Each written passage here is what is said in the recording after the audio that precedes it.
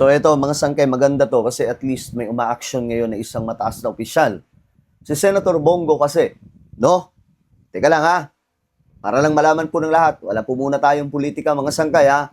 Huwag niyong isipin yung politics, patungkol po ito kay Rene Butterbonia. Okay? Kasi si Senator Bongo, a-action daw po para mapanagot ang kung sino mang may sala na nagtatago. Anong nagtatago mga sangkay? Hindi po literal na nagtatago sa kung saan na parang si Senator Bato. Nagtatago mga sangkay dahil po sa kapangyarihan, kaya nilang baluktutin ang hustisya. Okay? Pag-usapan po natin ito. Anyway, bago tayo magpatuloy sa mga hindi pa po dyan nakakapag-subscribe sa ating YouTube channel, makikita nyo po yung subscribe button sa baba ng video na to. I-click nyo lamang po yung subscribe, i-click ang bell, at i-click nyo po yung all. Sa mga nanonood po sa Facebook, i-follow nyo po yung ating Facebook page. Okay? So, pag-usapan po natin ito kasi ayon po dito, bilang chairman, ayan po yung balita mga sangkay, aalamin ang katotohanan tungkol po sa nangyari kay Rene Butterbonia at kay Divine Adely. Kasi yung iba dyan, mga sangkay, di ba? Ibang mga senador, walang pakialam. Kapag dating po sa human rights, di ba? Kapag kayo, halimbawa, yung human rights, iba po yung atake na ito eh. Kapag yung mga ogag sa Pilipinas, yung gumagawa ng kalokohan at pinaparusahan, hindi masaya ang CHR. No? Pero kapag ito pong mga matitinong tao, nakakatulong sa bansa, ang napupunta sa delikadong sitwasyon, bingi-bingihan ang mga ito, lalong-lalo na po yung ilan sa mga opisyal ng ating bansa, na tila baga hindi man lamang po nagsalita ng matindi tungkol po sa nangyari sa dalawang atleta. Nakakalungkot mga sangkay. I'm sure all of us will agree, no? Wala pong dilaw dito, walang pinklawan, walang DDS, walang loyalista. We are all Filipino na nagmamahal po mga sangkay sa dalawang atleta na napaka-talentado. Okay? Ngayon, sabi po dito ni Bongo, bilang chairman ng Senate Committee on Sports at ng Committee on Youth, napakahalaga sa akin na matutukan ang investigasyon sa nangyari nga daw po kaya sa dalawang athletes na sila Rene Bobet Butterbonia at Divine Adely. Lagi natin ipinaglalaban ang kapakanan ng ating mga atleta sa kanilang hangarin na maghatid ng karangalan sa ating bansa. Pero paano kung ang pangarap na ito ay bigla na lamang naputol at naglaho? Sakit, no? Sakit pakinggan. Kung tayo nga, mga sangkay na hindi naman po natin kapamilya o katugo sila Rene Butterbonia at Divine Adely, nasaktan po tayo sa nangyari. Marami, I'm sure, marami sa inyong umiyak. Hanggang ngayon, mga sangkay, kapag ka may pinupuntahan ako, tinatanong ako, ano ba, natanong ako ng ibang mga tao, ano kaya, sangkay, may ano kaya, may justice kaya, may mangyayari kay Rene?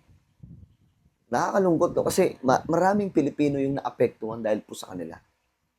No? At yung Ateneo, mga sangkay, Ateneo de Manila, wala man lamang pong ginawang, kumbaga, buti pa nga po yung Ateneo de Davao, binigyan po ng scholarship, no? Yung mga kapatid ni Rene Butterbonia. Tapos, yung school nila doon na isa, yung high school building, pinangalanan ng Rene Butterbonia bilang pag-alala. Tapos yung kanyang jersey, na number 2, ni-retire ng Ateneo de Manila. Pero mga Ateneo de Davao. I'm sorry, di pala Ateneo de Manila, Ateneo de Davao. Tapos mga sangkay, ang Ateneo de Manila, wala pong ginawa. Anong nangyari? Sabi nila, tutulungan nila, pero ewan ko, mga sangkay, wala naman ako nababalitaan tulong. Mismo ngayong mga kamag-anak ni Divine Adely, nung siya ay may nangyari, mahirap lang naman po ang kanilang pamilya sa Nigeria, hindi man lamang po pinamasahian papunta dito. Hindi man lamang po sinagot. Napakaano talaga. Ewan ko ba, nasaan kayo, bakit nila ginawa yun? Ngayon, Sabi dito, hindi lamang mga basketball fans, kundi ang buong sambayan ng Pilipino ang nagluluksa sa nangyari sa dalawang atleta. Nang personal akong nagiramay sa mga magulang ni Bobet, na kapwa ko Mindanawan, ramdam ko kung gaano siya kabait na anak. Isa siyang inspirasyon sa maraming atleta sa mga komunidad na nangangarap ng mas magandang buhay para sa kanilang pamilya sa pamamagitan ng sports. Nakita naman po natin siguro yung istorya, no, ng buhay ni Rene Batterbonia, mga sangkay.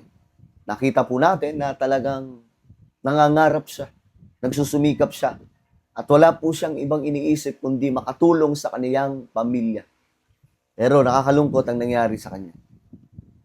Bilang isa ring atleta at sports, sabi dito,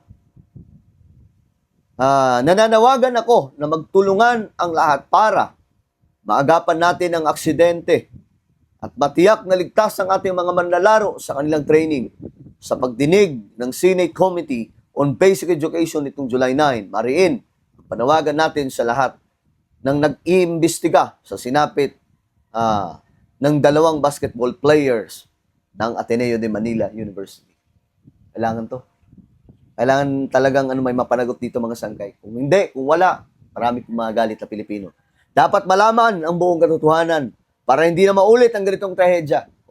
Senator, may balibalita. Ito, sumbong ko na lang sa'yo. May balibalita na hindi lang si Baldwin ang gumagawa ng ganong klaseng training.